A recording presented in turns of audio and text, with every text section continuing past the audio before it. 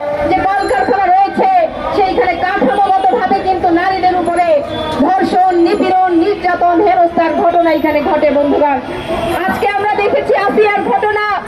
আসিয়া 8 বছরের একজন শিশু, তাকে কিভাবে একটা গ্রুপ করে তাকে এখানে ধর্ষণ করা হয়েছে।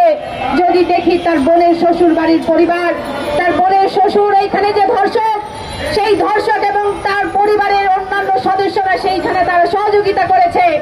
আমরা দেখব এই যে নারী নিপীড়নের ঘটনা, এই যে যেমন ভাবে বাসে রাস্তায় চলতে গেলে যে ঘটনা ঘটে, পুরুষদের দ্বারা যে নিপীড়নের শিকার ঘটে, যে শিকার হয় মেয়েরা, তার চেয়েও এখানে পরিবারগুলোতে এখানে এই ঘটনা সমান্তরাল ভাবে এখানে চলে আসছে। বন্ধুগণ, আমরা দেখি যে মেয়েদের যে কথা বলার যে স্বাধীনতা, যে বাক স্বাধীনতা, সেটি এখানে নাই। বন্ধুগণ, আমরা দীর্ঘ 16 বছরের ফ্যাসিস্ট হাসিনার শাসনামলে দেখেছি যে কিভাবে ক্ষমতার জোরে নারীর উপরে, নারীকে শায়েস্তা করার একটি হাতিয়ার হিসেবে ধর্ষণকে তারা সামনে নিয়ে এসেছে।